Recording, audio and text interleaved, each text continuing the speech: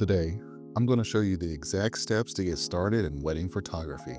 I've been shooting weddings for close to 5 years now, and I'm going to show you everything that I did to get my foot into the door. The first thing we're going to start with is gear. This is, in my opinion, the absolute minimum equipment that you'll need to get started. First and foremost, I recommend having and bringing backups for everything. So that means you're going to need 2 cameras.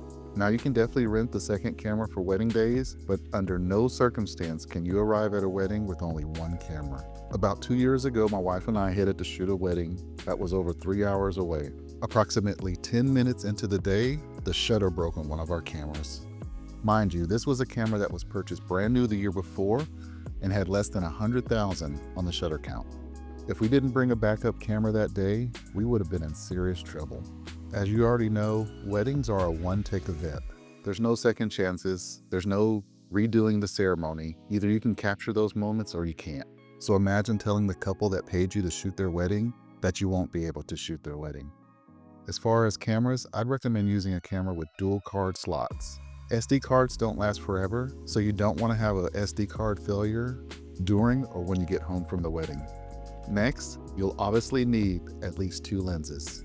I personally use a dual camera strap, and I prefer to use zooms. So on one camera, I have the Tamron 35 to 150 millimeter, and on the other camera, I have the Sigma 14 to 24 millimeter. As far as SD cards, I recommend at least 256 gigabytes, so you can have peace of mind that you will not run out of space. It's not uncommon for us to come home having taken thousands of pictures, so the last thing that I want to think about is memory space. Also, don't forget to bring backup SD cards, just in case. The last piece of equipment that you'll need is at least 2 flashes. Like I mentioned earlier, you always need a backup, and we've had 2 weddings where our flash is broken. I also made a quick video on some flashes that I recommend. Once you have all your gear, the next step is practice.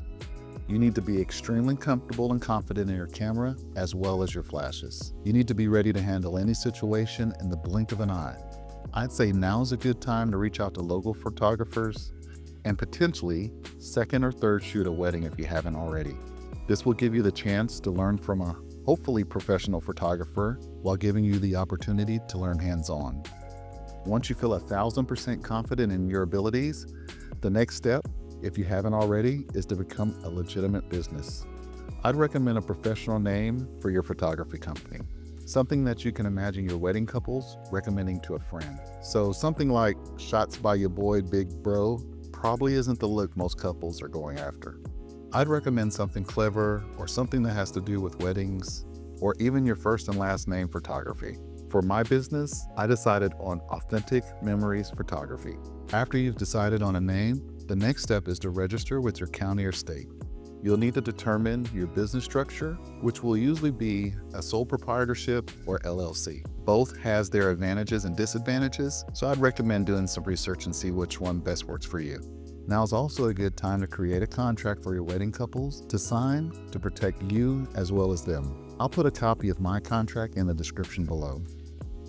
Now, you're going to need a website so couples can find you and you can also show your work.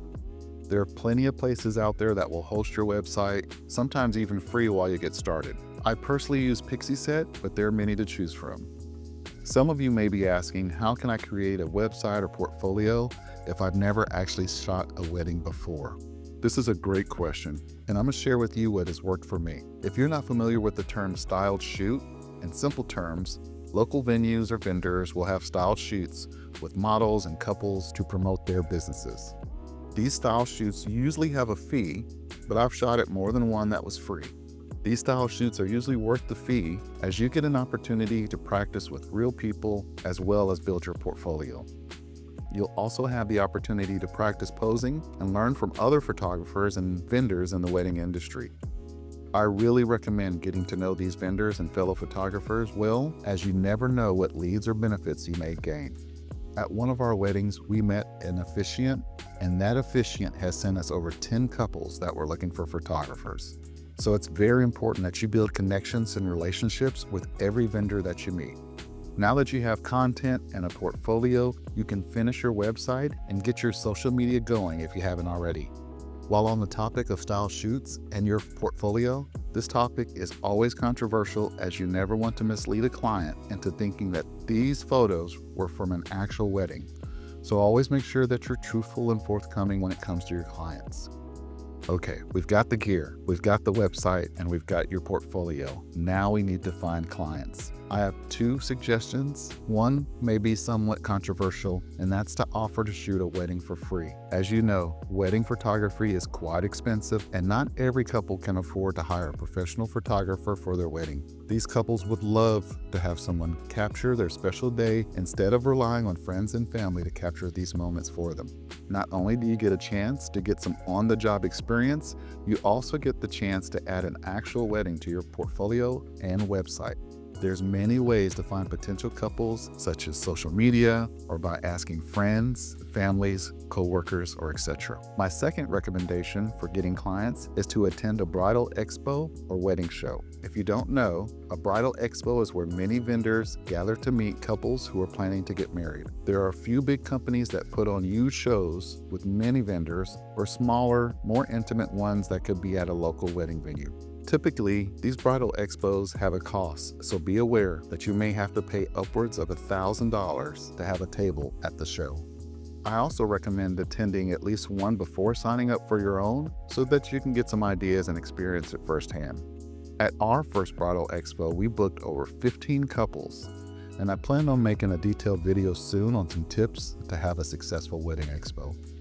Another great way to find couples is to run ads. Both Facebook and Instagram allow you to run ads on their platform. You can run ads for as little as $1 a day and choose to have those ads run strictly in your area. I'd also recommend joining any local wedding Facebook groups, as couples are always looking for photographers on these groups. If you don't have any wedding Facebook groups for your area, then create your own. There's a local photographer that started their own wedding Facebook group, and that group has thousands of members. Well, that's it for how to get started in wedding photography. And if you have any questions, leave them in the comment section and I'll make sure to answer them. Thanks for watching and good luck.